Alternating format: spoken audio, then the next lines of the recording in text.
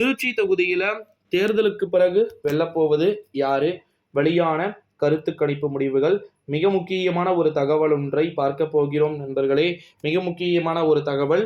குறிப்பா பார்த்தீங்கன்னா திருச்சி தொகுதியில தீப்பெட்டி ஓகேங்களா, அது சார்பில் போட்டியிடக்கூடிய நபரா வைகோவின் மகன் துரை வைகோ அவர்கள் இருக்கிறத நம்மளால பார்க்க முடிகிறது.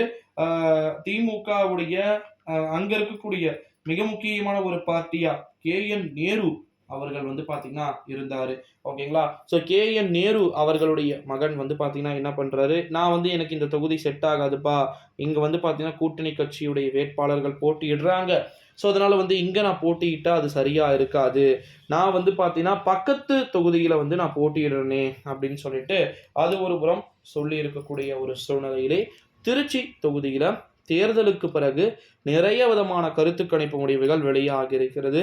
அங்க அதிமுகவின் வேட்பாளர் செல்வ செழிப்பாக இருக்கிறார். ஸோ அவரே அங்க வெற்றியை பெறுவதற்கான வாய்ப்புகள் இருக்கக்கூடும் அப்படின்னு சொல்லிட்டு ஒரு புறம் எதிர்பார்க்கப்பட்டு கொண்டிருக்கக்கூடிய ஒரு சூழ்நிலையிலே நண்பர்களே, திருச்சி தொகுதியில எலெக்ஷனுக்கு அப்புறமா ஒப்பீனியன் போல்ஸ், எக்ஸிட் போல்ஸ் எல்லாமே ஒன்னொன்னா வெளியாக இருக்கு. அந்த ஒப்பீனியன் போல்ஸையும் எக்ஸிட் போல்ஸையும் மீறி யார் அங்க ஜெயிக்கிறதுக்கு சான்சஸ் இருக்கு அப்படின்னு பார்த்தோம் அப்படின்னா, அங்க தீப்பெட்டி பார்த்தீங்கன்னா நிச்சயமாக ஜெயிக்கிறதுக்கு வாய்ப்பு இல்லை அப்படின்ற மாதிரி தான் சொல்லியிருக்கிறாங்க.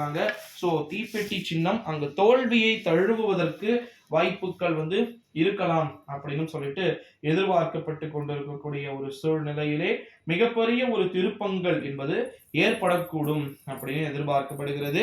ஸோ திருச்சி தொகுதி ஓகேங்களா, ரொம்ப ரொம்ப பிடித்த நாடாளுமன்றத்துடைய தொகுதி, தமிழகத்தின் மைய மாவட்டம் என்று அன்போடு பாத்தீங்கன்னா அனைவராலும் அழைக்கப்படக்கூடிய ஒரு தொகுதி. மைய மாவட்டம் தான் திருச்சி அப்படின்றது, ரொம்ப ரொம்ப ஒரு சென்ட்ரல் தமிழ்நாடு அப்படின்றத நம்மளால ஊர்ஜினப்படுத்த முடிகிறது. அந்த ஒரு சூழ்நிலையிலே யாரெல்லாம் வெற்றியை ஓரளவு பெறுவார்கள், என்னென்ன மாற்றங்கள் அங்க பாத்தீங்கன்னா நடைபெறுவதற்கு வாய்ப்புகள் இருக்கும் அப்படின்றத பார்க்கலாம்.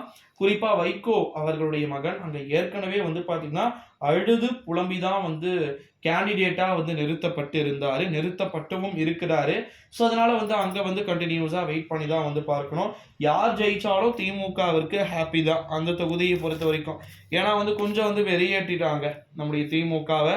குறிப்பா செத்தாலும் பம்பரம் சின்னத்துல தான் போட்டியிடுவோம் அப்படின்னு சொல்லிட்டு கடைசி நேரத்துல பாத்தீங்கன்னா ரொம்பவே ஒரு இன்சல்ட் பண்ணக்கூடிய நிலைமைகள் பாத்தீங்கன்னா நடந்துருச்சு. இந்த ஒரு சூழ்நிலையிலே திருச்சி தொகுதியில யாரு தன்னுடைய வெற்றியை நிலைநிறுத்த போறாங்க அப்படின்றத நம்ம கண்டிப்பா வெயிட் பண்ணி தான் பார்க்கணும் நண்பர்களே.